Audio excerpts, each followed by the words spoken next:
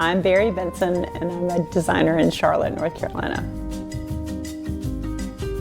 My husband and I bought this house when I was pregnant with my first son, Billy, and I was on bed rest, and I was only allowed 10 minutes out of the bed. I saw this modern house for sale, and I thought, I'm gonna go check this out on my 10 minutes away.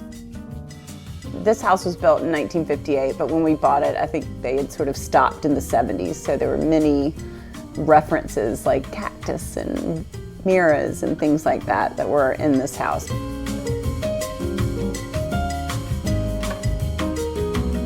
So the foyer in this house is tiny. It is nice and quaint, and it's nice and moody when you walk in. This used to be a very large coat closet with 3 louvered doors, and it was the first thing you saw when you walked in, and it always bothered us. So my husband designed this little niche and a concealed closet right here. Not as many coats, but we're in the South, we don't need as many.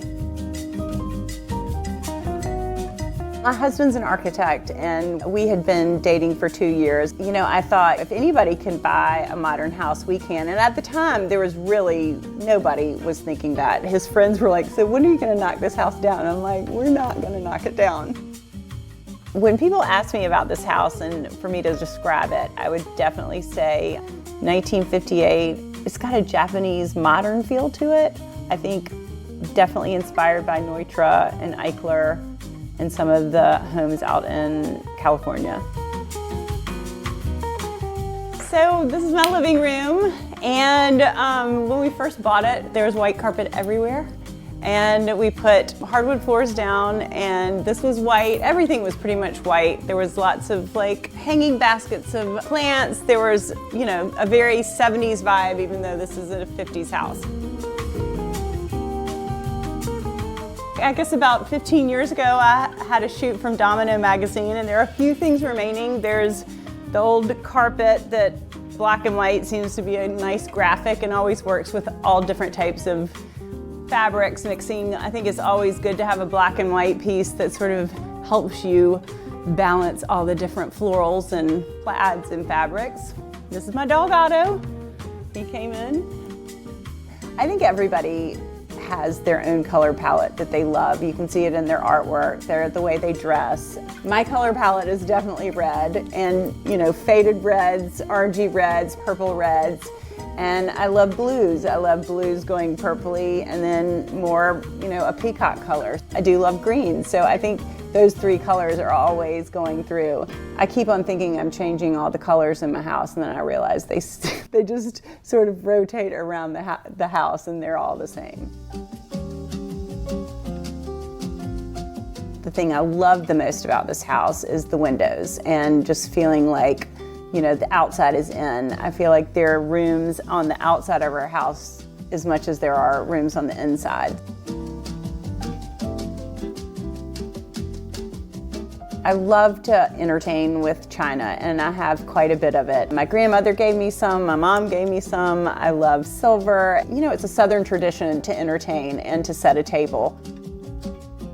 I recently traveled to India and brought home beautiful old bedspreads and tablecloths. It has the traditional floral, and it can be dressy and looks good with china, but it also can be a little bit casual, so I think it sort of takes the traditional dining room down a notch and looks good with china, and then you can use some of your more formal china and make it a little bit more casual for dinner.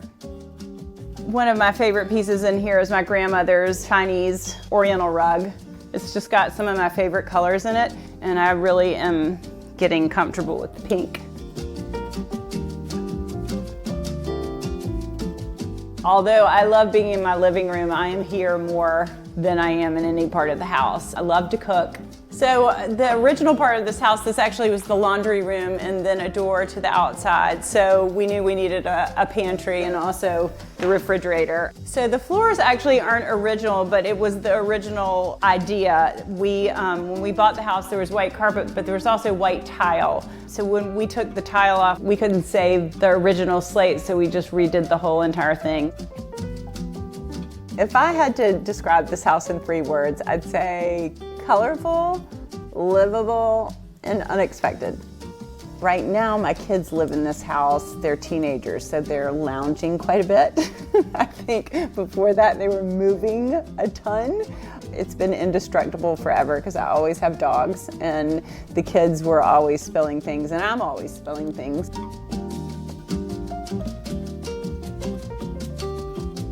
I mean, there's not much to say about this room except for it screams 16, I think you would think. I am one of those decorators that lets my daughters put posters on their walls, but this is one of those peelable wallpapers, so I think it's fine, right?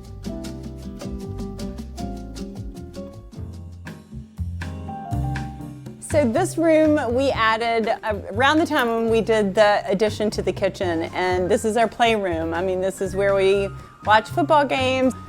It has changed from when the kids were little. Lots of storage for kids' toys, and then now it's turned into more of a media room. So we built this immediately because there were so many toys when the kids were young. It was chock full, even things were like hidden behind the sofa.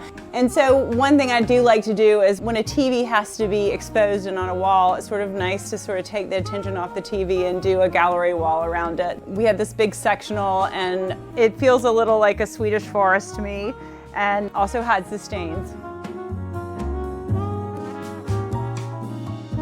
I would say my house is a little bit of an experiment and also a furniture repository. I mean, I think that, some things don't make it into some clients' houses, and, we're always buying furniture and going to flea markets, and sometimes I give it away and sometimes I'm like, I'm not giving this away. And so it's fun. I feel like I find something special and then I want to make a home for it. So sort of like art, I am constantly moving things around because I don't know, it makes me really happy for a few months to have it all turned around.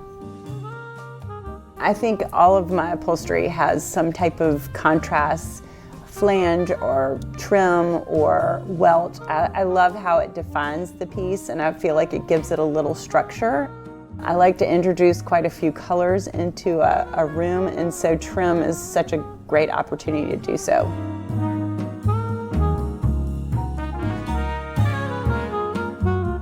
I've had a few iterations of my bedroom, and you've probably seen it in a couple of different ways. Domino, it was a grass cloth, and then I went to a blue grass cloth.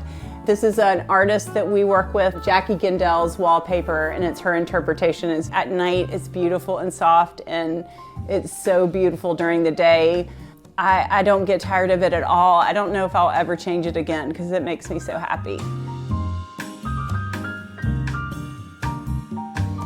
So this is a huge room, and it was actually even bigger. We eventually put our closets behind the bed and brought the wall out about 4 feet. So both of our closets are on either side. They have a wall separating, which is very needed. I love to keep my mess in this room.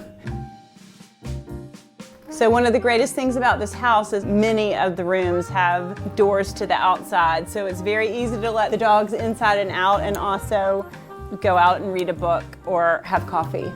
You want to go outside?